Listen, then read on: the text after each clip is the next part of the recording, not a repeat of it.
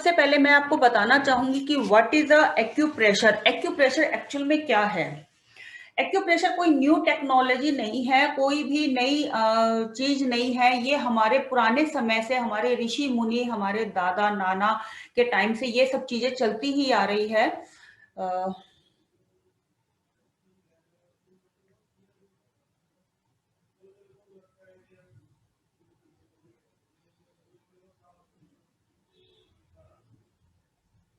प्राची जी, double screen आ रही है कुछ, आप एक बार प्लीज चेक करेंगे।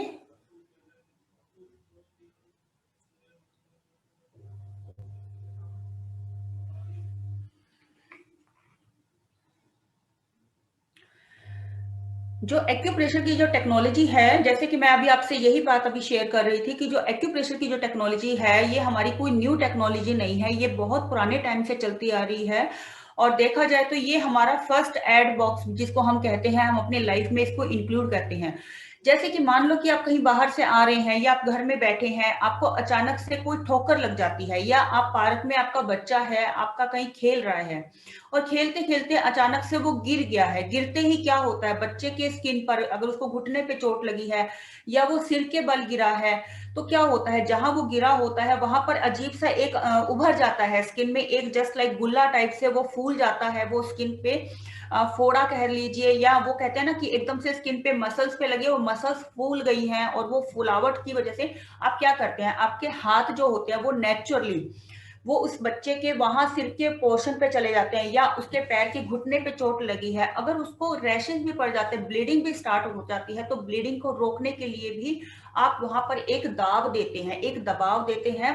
तो दबाव का मतलब क्या हुआ, आप वहां पर एक प्रेशर देते हैं। सिर में दर्द है, आपके घर में कोई आया या आप ही को सिर में दर्द है, मान लो कि मैं ही बैठी हूँ पूरा दिन, मैं लगी हुई हूँ पेशेंट के साथ, अपनी प्रैक्टिस वर्क कर रही हूँ, शाम के टाइम सिर भारी हो गया, मैं क्या करूंगी, बैठे बैठे अपने सिर को इस तरीके से मैं प्रेस करना शुरू कर देती हूँ, just like. Okay, okay, thank you. Okay, तो जब मैं अपना सिर पे इस तरह से प्रेसिंग करना शुरू कर देती हूँ, तो व्हाट इज दिस, ये क्या चीज है, ये एक एक्यूप्रेशर ही है।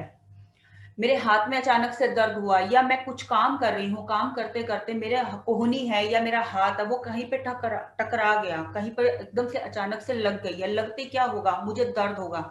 दर्द होते तो मेरा जो सेकंड हैंड है वो अपने आप ऑटोमेटिकली, मतलब मेरे माइंड में कुछ ऐसा नहीं आया कि मैं एक्यूप्रेशर कर लूं, लेकिन अगर मुझे पेन, यहाँ पर मुझे चोट लगी है किसी भी वजह से, मैं मान लो चल रही हूँ, चलते चलते दीवार ही मेरे यहाँ पर टच कर गई है और मुझे पेन हुआ, तो जो मेरा सेकंड हैंड है वो ऑटोमेटिकली यहाँ पर जाएगा और इसको बहुत जोर से प्रेस करेगा।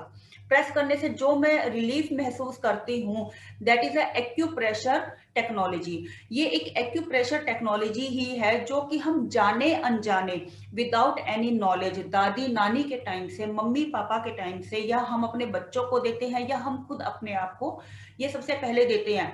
बच्चों के पैरों में दर्द है, पूरा दिन पार्क में खेलते हैं, पूरा दिन वो मस्ती करते हैं, या कुछ बच्चों की फिजिकली एक्टिविटी बहुत ज्यादा हो जाती है, नाइट में क्या कहते हैं, मम्मा पैर में बहुत दर्द हो रहे हैं, मम्मा क्या करती है, ठीक है आप सो जाइए, हम आपके पैर दबा देते हैं।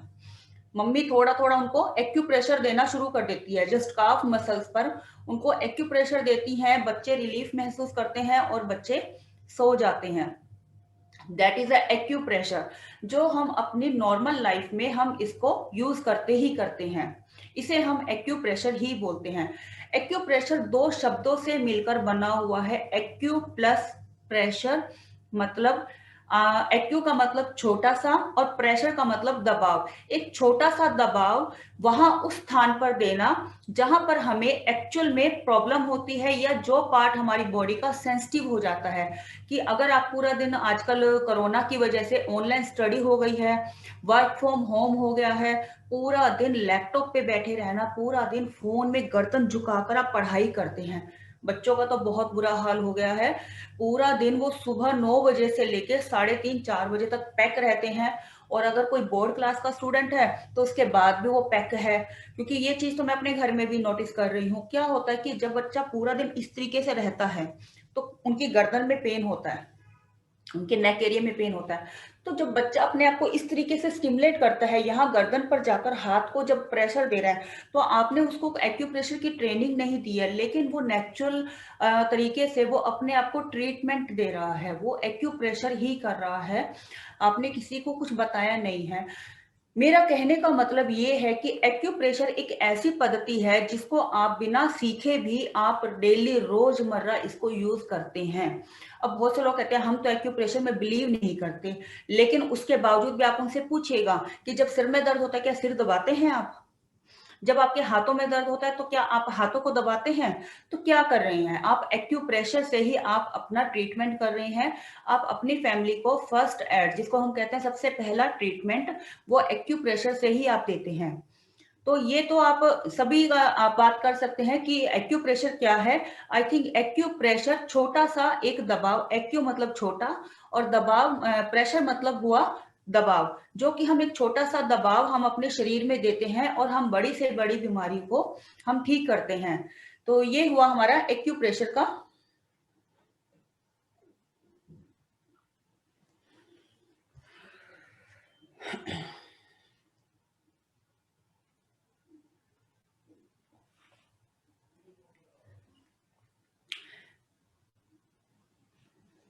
विनीत जी, आप स्क्रीन आप साथ में कर सकते हैं।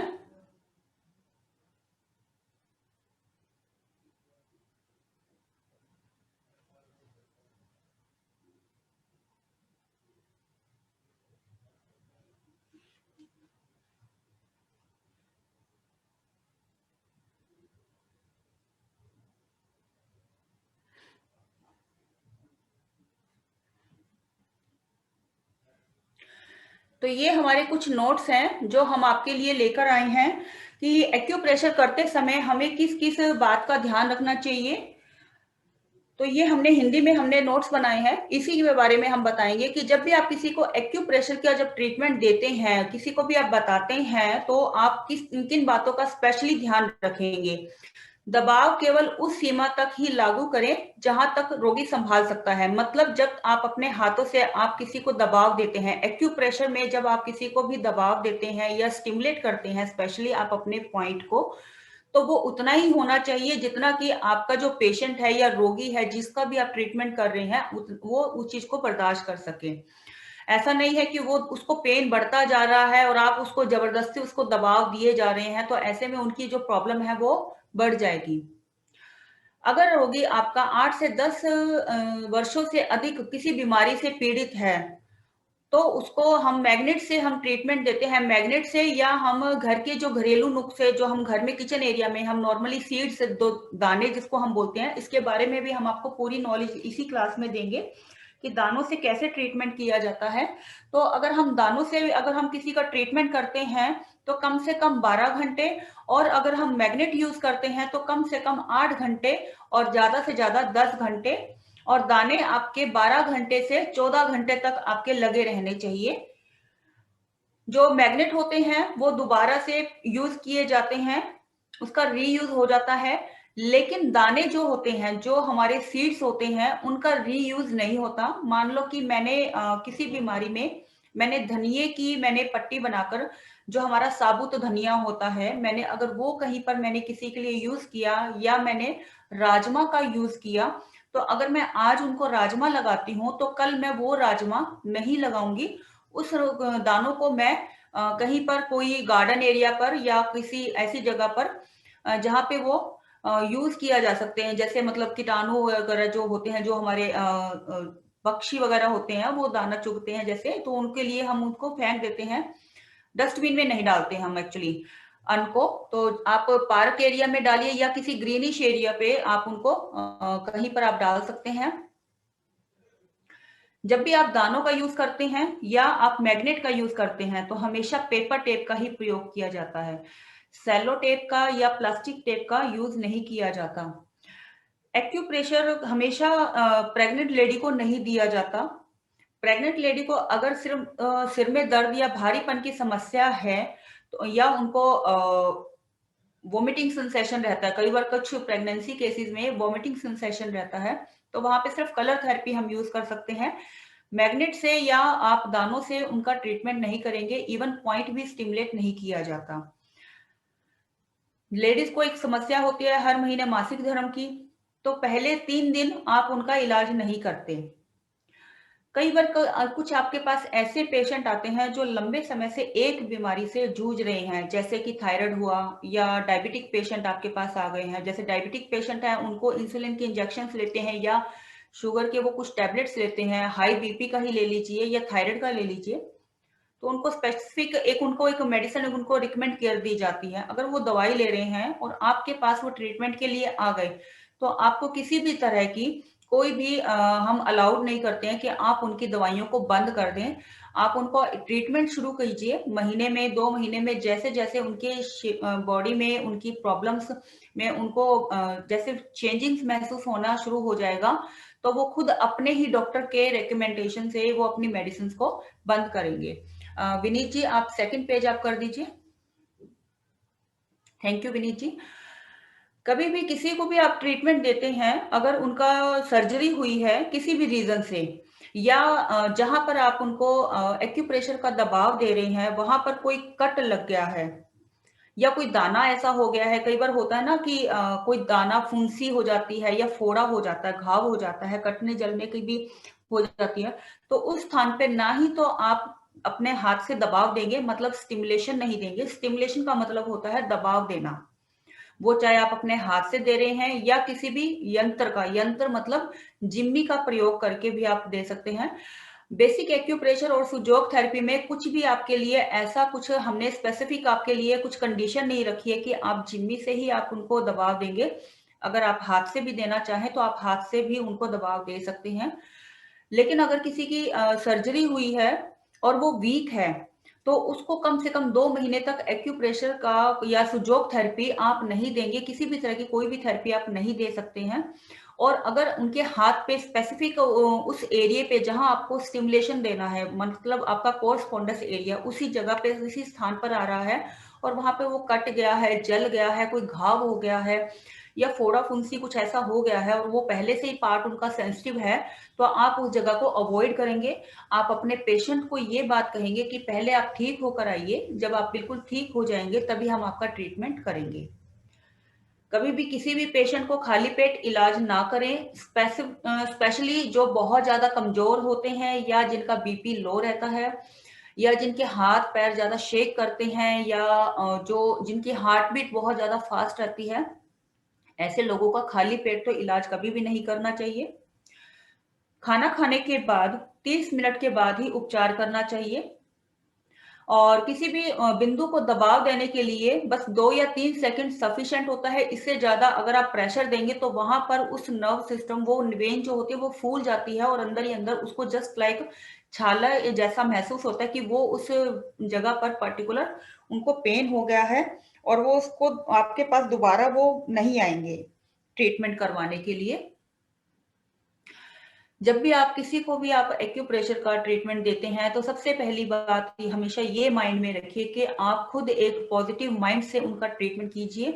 अगर आप खुद एक नेगेटिव ज़ोन में बैठे होंगे, मतलब एक डाउट में होंगे कि मैं अपने पेशेंट को ठीक कर पाऊँगा या नहीं कर पाऊँगा, अगर आप खुद डरे हुए हैं, सहमे हुए हैं, तो आपके लिए बहुत मुश्किल हो जाएगा सामने वाले को ट्रीट दे करना। उनको पॉजिटिविटी देना बहुत ज़्यादा ज़रूरी है, तो इसके लिए आपका जो एनवायरनमेंट है वो पूरा का पूरा पॉजिटिव होना चाहिए।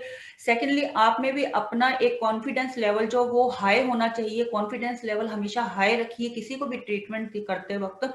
कभी भी आप सामने पेशेंट को ये मत शो कीजिए कि आप नौसिखिया हैं या मतलब आपको कुछ आता नहीं है। अगर आपने अभी नया-नया सीखा है तो आप उनको पहले भरोसा दिलाइए कि आप जो हमसे ट्रीटमेंट ले रहे हैं और जो हम आपको ट्रीटमेंट दे रहे हैं उसका कोई भी आपको साइड इफेक्ट नहीं होगा। आपको पूरा का पूरा आपको फायदा ही मिलेगा। अब इसके अलावा जो हमारे पास अभी पीडीएफ या इसमें रेडी नहीं है, मैं वो भी आपको अभी बताऊंगी। तो विनीत जी आप वीडियो ऑन मत कीजिए sir.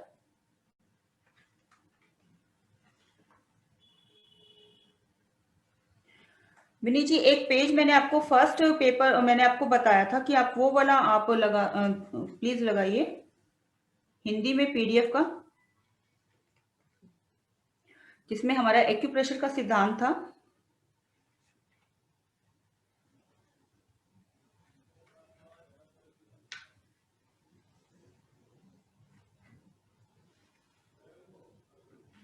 Thank you very much Vineet जी।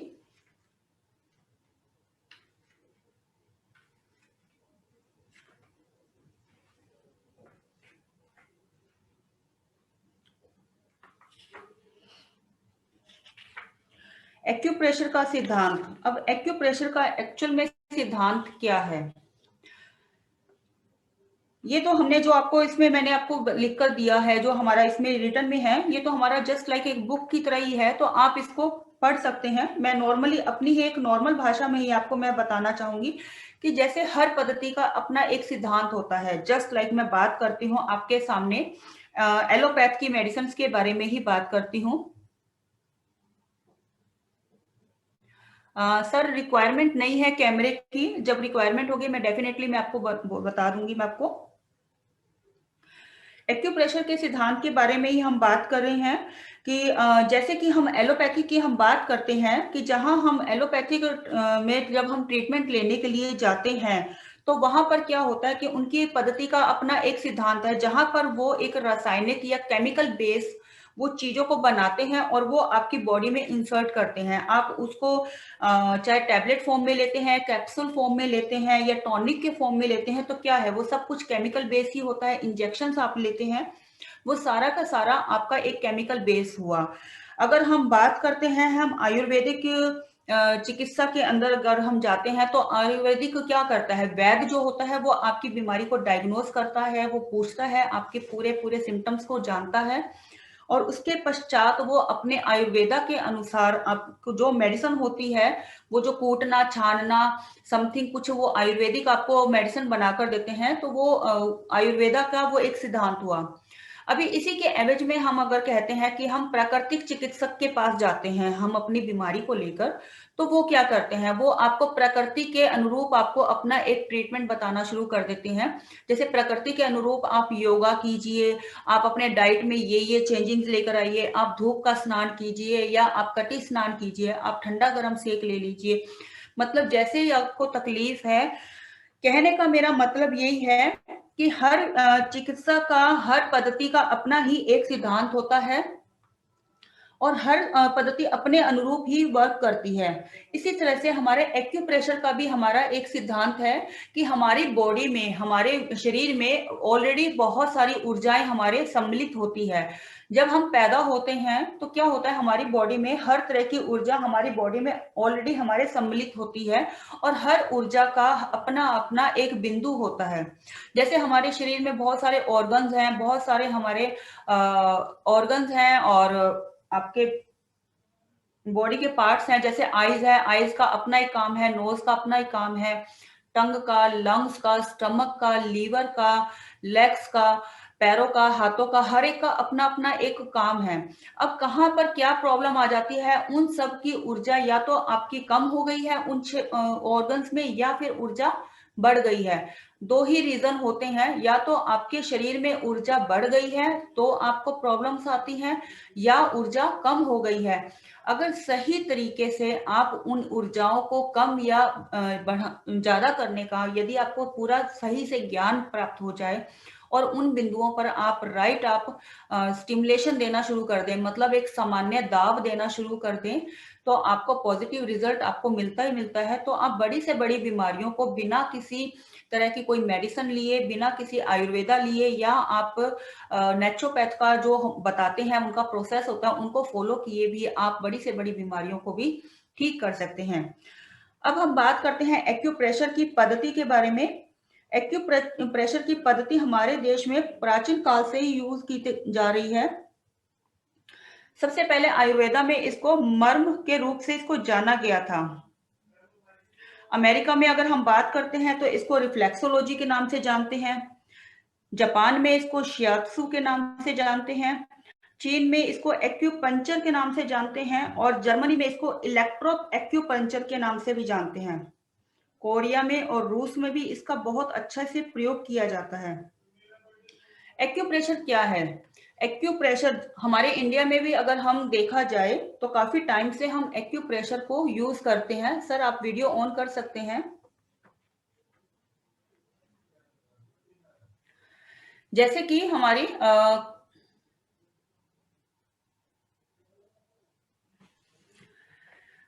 पुरानी हम बात करते हैं, हमारे प्राचीन काल से हमारे इंडिया में एक्यूप्रेशर का शुरू से ही प्रयोग किया जा रहा है। अब बात करते हैं हमारे इंडिया की एक्यूप्रेशर कैसे यूज करते हैं। नॉर्मली लेडीज जो होती है कान छेदन करती है, कानों में बालियां पहनती हैं, तो ये क्या है, ये एक एक्यूपंक्चर का या कह लो कि एक्यूप्रेशर का ही एक सिद्धांत है। कान छेदन मतलब ये हमारा ये कान का जो ईयर लोब होता है, यहाँ पे जो सेंटर पॉइंट में जो हमारा कान का जो पॉइंट आता है, ये ब्रेन नर्वस सिस्टम को आपको स्ट्रॉन्ग बनाकर रखता है। यहाँ कान छेदन हो गया, उनका नर्वस सिस्टम स्ट्रॉन्ग हो गया। नाक छेदन ये भी एक्यूप्रेशर है। लेडीज जो गहने पहनती है, जो लेडीज बिछुए पहनती है, अब आपने देखा होगा अंगूठे के साथ वाली उंगली पर लेडीज तर्जनी उंगली पर बहुत सारे, आप जाइए आप यूपी साइड में तो मोस्ट कंपलसरी है, यूपी हरियाणा पंजाब में भी शायद पहनते होंगे, वो बिछुए पहनते हैं। वो क्या होता है, वो हार्मोनल एक आपकी एक ग्रंथि आपकी होती है, ग्रीवा ग्रंथि होती है, उसको कंट्रोल करके रखता है। उनका जो मासिक धर्म है वो लेडीज का वो सही रहता है। तो जो लोग मतलब 2 या 3 उंगलियों में बिछुए पहने रखते हैं, रेगुलर पहन के रखते हैं, उनका आप देखिएगा हार्मोनल उनको इनबैलेंसिंग नहीं मिलेगी, प्रॉब्लम्स उनको नहीं मिलती है।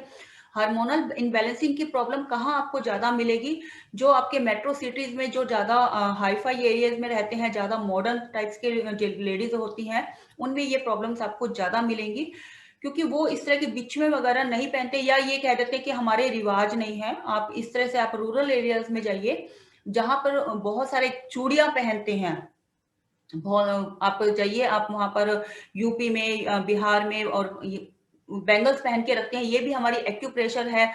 रिंग्स जो हम पहनते हैं, यहाँ के पॉइंट्स हमारे वो स्टिमुलेट होते हैं, यहाँ पर रिंग्स जब पहनते हैं तो यहाँ के पॉइंट हमारे स्टिमुलेट होते हैं, तो ये भी एक्यूप्रेशर का ही एक सिद्धांत है। हमारे इंडिया में, हमारे भारत की भारतीय संस्कृति में जो गहने पहनने का जो रिवाज है वो भी एक एक्यूप्रेशर की टेक्नोलॉजी से ही है। गले में हार पहनते हैं तो ये हमारा यहाँ पर हमारा थाइमस ग्लैंड होता है, यहाँ पर इस तरह से जो गले में हार पहन, पुराने जमाने में क्या होता था, लोग चांदी के इतने भारी भारी गले में पहने रखते थे, तो यहाँ थाइमस ग्लैंड होता था, उनको थायराइड की प्रॉब्लम कभी सुनने को ही नहीं मिलती थी। ऐसा सुनने में ही नहीं आता था कि किसी को थायराइड भी होता है, क्योंकि वो जब गले में पहने रखते तो यहाँ की जो ग्रंथि है वो रेगुलर वो प्रेशर में रहती थी, वो प्रेस होती थी। तो ग्रंथि जब प्रेस होती थी तो ऐसी कोई बीमारी कुछ होती ही नहीं थी। जैसे जैसे हमने इंडिया में अपने आप को मॉडर्नाइज करना शुरू कर दिया, हम गहने पहनना हमने कम कर दिया, इन चीजों को अपनाना हमने कम कर दिया, वैसे वैसे कहीं ना कहीं हमारी बीमारियां भी बढ़ती ही चली गई। तो ये तो बात हुई हमारे एक्यूप्रेशर के सिद्धांत के बारे में, एक्यूप्रेशर की क्या हिस्ट्री है वो भी मैंने आपको बताया है। अब हम बात करते हैं एक्यूप्रेशर के सिमिलर के सर आप इसको हटा दीजिए।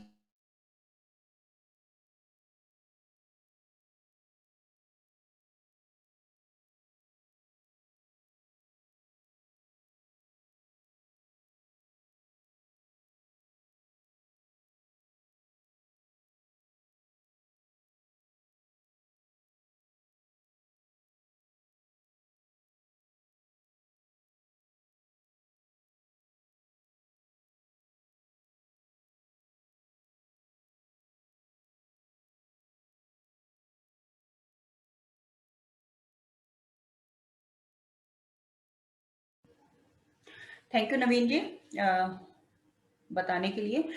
हमारी बॉडी की सिमिलैरिटी हमारी एक्यूप्रेशर में कैसे हम उसमें करते हैं, तो आप हमें बता सकते हैं। अभी तक मैंने यही बताया है कि कहाँ कैसे कैसे सिमिलर होता है, और बॉडी का ये एक्यूप्रेशर के सिद्धांत के बारे में ही मैंने अभी तक आपको बताया था, तो इससे आगे अभी कुछ नहीं बताया। अभी मैं सिमिलैरिटी ऑफ बॉडी, हाँ मैं अभी आपको सिमिलैरिटी, ओके पंकज जी, मैं सिमिलैरिटी ही बताऊंगी आपको। एक्यूप्रेशर की सिमिलैरिटी हमारे हाथों पैरों में कैसे होती है। अभी पैर तो बताना मेरे लिए पॉसिबल नहीं है वीडियो कॉलिंग पे, उसके मैं आपको इमेजेस ही आपको सेंड करूंगी। तो जैसे हमारी बॉडी का एक पार्ट हमारी आगे फ्रंट में होता है, सारा का सारा हमारा हाथ जो होता है, हाथ के अंदर हमारी फुल बॉडी, हमारी इस हाथ के अंदर हम विजुअलाइज करते हैं। एक्यूप्रेशर के सिद्धांत में या सुजोक में जो भी हमारे होते हैं, हमारे पॉइंटेड जो होते हैं वो हमारे हाथों पर और हमारे पैरों पर ही आते हैं। रिफ्लेक्सोलॉजी में ज्यादातर हम अपने बॉडी के पार्ट्स और पैरों में यूज किया जाता है। और इसके सुजोक में और एक्यूप्रेशर में आप ज्यादातर आप यूज हाथों का करते हैं। तो हाथों में हर एरिया का अपना अपना, हर एरिया में आपके ऑर्गन्स आए हुए हैं, कहाँ कहाँ आपका जॉइंट्स का आया हुआ है। अब ये देखिए, ये मेरा हाथ है, दोनों मेरे हाथ है। अब हाथों की देखिए, ये मूवमेंट बहुत अच्छी है। अगर हम इसको सिमिलर करते हैं हमारे बॉडी के फ्रंट पार्ट से, तो मेरे हाथ का, मेरा जो बॉडी का जो ये फ्रंट हिस्सा है, हमारी बॉडी का जो भी फ्रंट पोर्शन होता है, इसमें भी मूवमेंट आपकी पूरी होती है। मतलब मैं इसको आगे झुकना चाहूं तो मैं बहुत इजी वे में मैं झुक सकती हूँ, मैं साइड में टेढ़ी भी हो सकती हूँ। मेरी मतलब मेरी बॉडी का जो ये फ्रंट पोर्शन है, आपकी बॉडी का जो फ्रंट पोर्शन है, वो आपके हाथ का फ्रंट पार्ट है। आपके फ्रंट साइड में जितने भी ऑर्गन्स आएंगे, जितने भी आपके बॉडी के पार्ट्स आएंगे, वो आपके हाथ के फ्रंट हिस्से में यहाँ पर आएंगे। अभी हम बात करते हैं हमारे अपनी बॉडी की बैक साइड में, मतलब पीछे जहां बैक में क्या आता है, आपका बैकबोन आता है, आपका नीचे लेग्स का एरिया आएगा, पीछे पैरों का काफ मसल्स वगैरह, वो कहाँ पे आएंगे, वो आपके हाथ के पीछे। जैसे हम अपने बॉडी के बैक साइड के पोर्शन को इतनी स्मूथली हम इसको फ्लेक्सिबल नहीं कर सकते हैं, हम पीछे नहीं लेकर जा सकते हैं, हम इतना अच्छा फ्लेक्सिबली हमारी मूवमेंट नहीं होती है। उसी तरह से हमारे हाथ के बैक साइड का भी पोर्शन का भी वो इतना स्मूथली मूवमेंट नहीं है जितना हमारा फ्रंट का पोर्शन होता है। तो ये तो हुआ similar of body in our hand, मतलब हमारे हाथ में को हम अपनी बॉडी से कैसे सिमिलर करते हैं। तो किसी को कुछ अगर डाउट है similarity of body in our hand, तो वो 1 सेकंड का हम इसमें चैट बॉक्स में हम ब्रेक देंगे। आप चैट बॉक्स में किसी को अगर कुछ डाउट है तो वो पूछ सकते हैं। Similarity in our hand, our body, कैसे, मतलब हमारी बॉडी जो है वो हमारे हाथों से कैसे सिमिलर होती है। हमारा बॉडी का जो फ्रंट हिस्सा है वो हमारे हाथ के पाम एरिया के फ्रंट पोर्शन के साथ सिमिलर होता है। हमारी बॉडी के फ्रंट हिस्से में जितने भी हमारे ऑर्गन्स आते हैं, जो जो भी हमारे बॉडी के पार्ट्स आते हैं, वो हमारे हाथों के फ्रंट पोर्शन में ही आएंगे इसी तरह से। और जितने भी हमारे बॉडी के पार्ट्स हैं, जितने भी हमारे ऑर्गन सिस्टम है जो बैक साइड में होते हैं, वो हमारे हाथ के बैक साइड में ही आएंगे। तो किसी को कोई डाउट है तो प्लीज वो 1 सेकंड का हम ब्रेक देंगे।